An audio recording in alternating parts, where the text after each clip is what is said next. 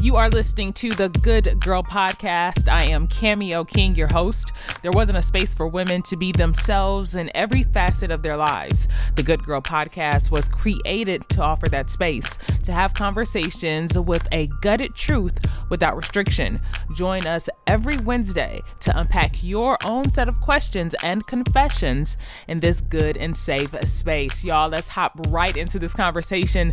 This is part 3 of the series on Black hair. As you know, you cannot celebrate Women's History Month without talking about this historical aspect of womanhood, hair for Black women. Our hair tells a story of who we are before we say one word. It has been a political statement, a statement of freedom, defiance, survival, expression of who we are, and also maybe nothing at all. I hope today's conversation, just like the subsequent conversations, inspire you, heal you, and free you from any societal restriction. We've already heard from Dr. Dani, who was a researcher, or who is a researcher, and she published her findings about the psychological and emotional impact of hair on Black women. We also talked to Kristina The Glamtech about the role stylists have on Black women. So today we're hearing from a swath of stylists who's heard it all from women just like you. They didn't heard it all. Y'all know y'all done told y'all stylists some stuff. I have too.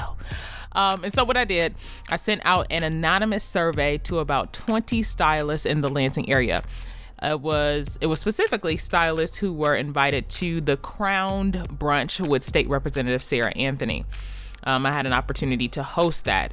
And I also left my DMs open for any stylists who wanted to share things they wish their clients knew.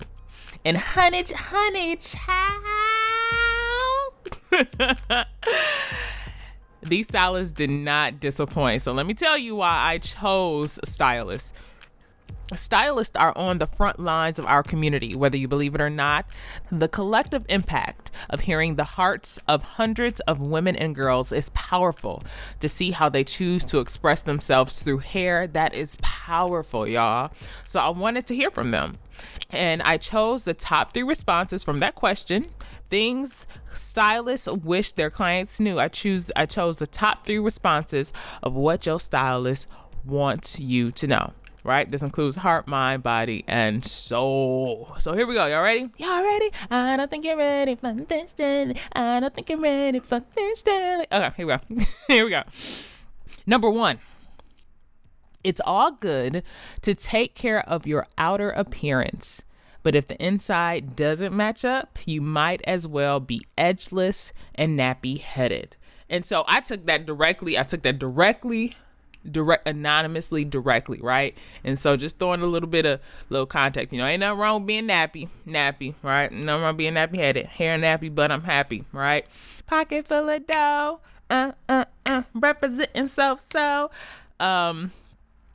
But hear me out. This is what I believe this stylist is saying. We got some soul work to do, right? You can come get your hair done every week, but that does nothing if you do not have compassion, grace, good character, or integrity. And I think this is really important, especially in the climate we're living in, when what we look like is currency, right? We can talk about pretty privilege. We can talk about popularity on social media, that what you wear, how your hair is laid, who beat your face, like all of that very much adds value in the social media space.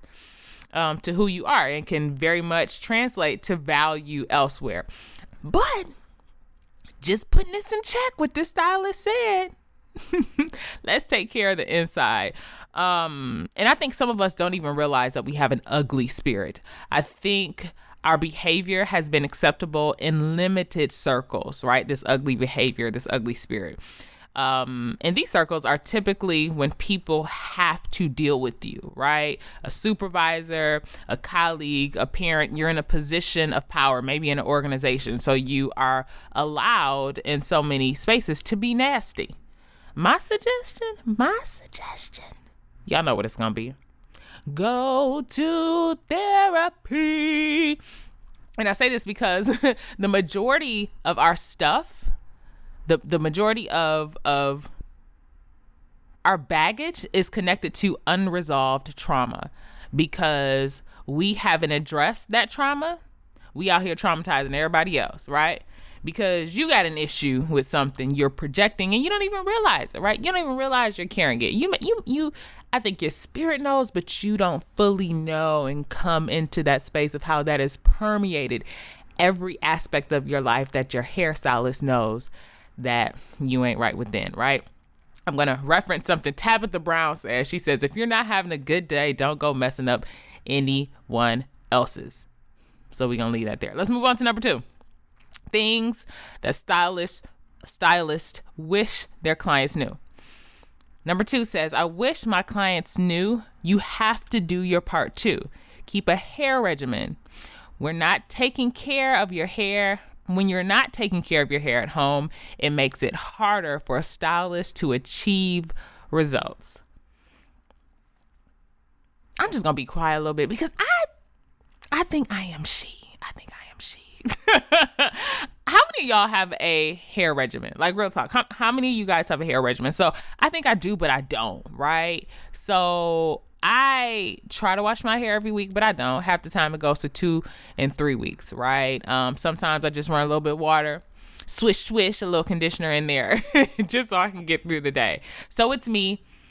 I am she. But I get it because it's hard. It's difficult. But let me bring what she said to full circle. There is some seriousness to this because, again, she or he went on to say, some hair and scalp conditions are excusable. Certain types of alopecia are permanent understanding. But for the one who just needs their hair done, they simply neglect their hair. Y'all, we gotta do better, right? Neglecting our hair to the point of a scalp condition is problematic. And again, putting this in context, right? I asked, what's the one thing you wish your clients know? So I'm assuming this person is seeing this on the regular. And also, let me be clear, in our last in the conversation with the Glamtech from Detroit, she mentioned this too, about how people just simply do not do their hair and they put all the weight on the stylist to fix and to achieve whatever results or whatever style. But I want to highlight here, it makes me wonder what else is happening in that person's life where whomever hasn't prioritized our health, because a scalp condition is our health. The scalp is a part of who we are. Something is happening, right? And so I just want to remind us to prioritize self-care. We should never get to the point of neglectful. But I get it, because a lot of us have kids, we have a spouse, we have a career, there are things we're interested in, and the last thing on our mind, for the most part, is hair, because, we can throw a wig on, we can keep braids in, or when I get back to my stylist, she'll take care of it. And I know many of us are on a self-care journey, but clearly there is still work to do. Y'all, we cannot neglect our hair to the point of scalp conditions. Prioritize self. Number 3. I need a drum roll. I don't know what that sound was. But number 3, and I think this is a big one that will affect us all, and one that I think will actually humble some of us who enjoy our stylists very much. Here it is. Sometimes I only have the capacity to do your hair. I may not have the emotional capacity to hold space for you. Y'all. If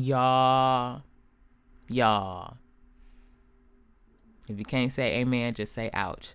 I know we feel comfortable sharing our life stories, our problems, whatever is on our heart with our stylist, but we cannot forget that our stylists are people too. And when we do this, we are literally holding our stylist hostage while we are in their chair. We are literally holding the stylist hostage to our emotional needs, right?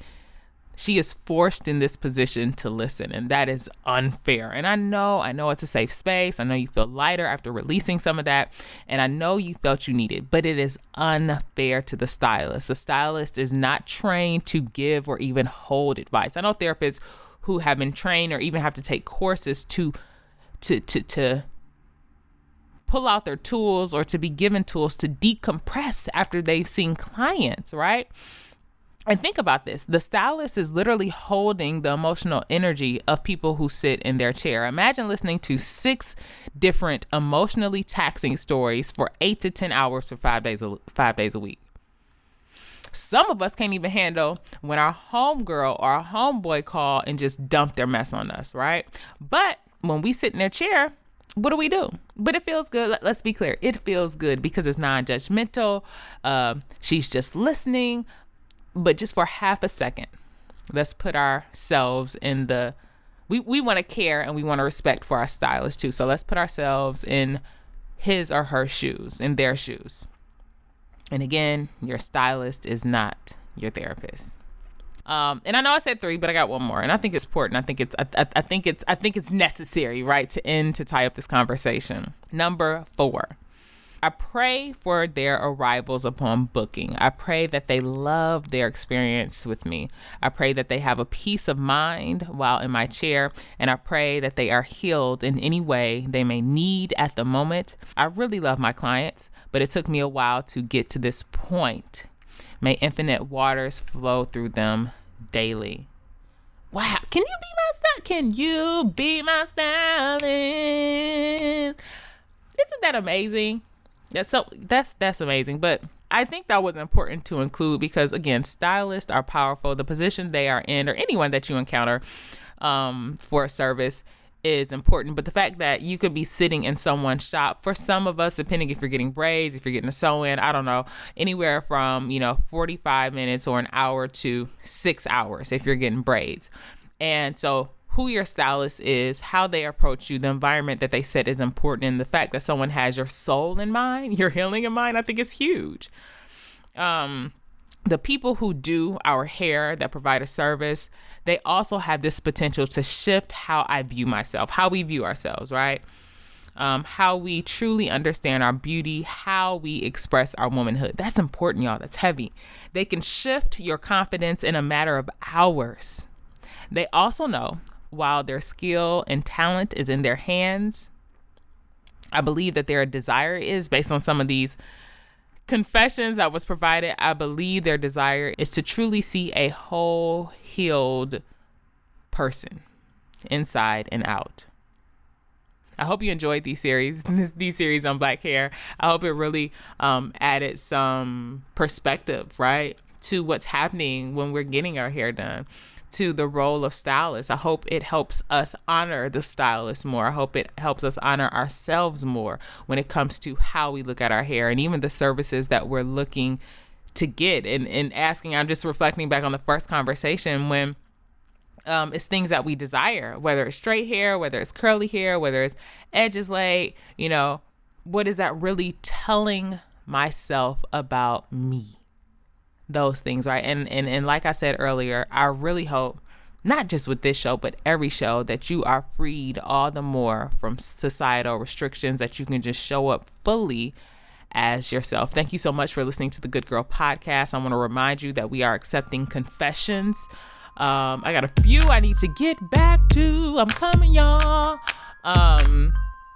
We're accepting confessions, anonymous confessions as well. Now, if you want to be on a show, you got to leave me some contact information if you want to be on the show. And as always, make sure you are following us on the gram and make sure you are subscribed, right? We have a goal by the end of the year. I really want to get up to I really want to get up to 5,000 listens, right? But I'll go with 1,500, right? Anywhere between 1,500 to 5,000 listens per show on average. So we got work to do. So make sure you share, make sure you subscribe.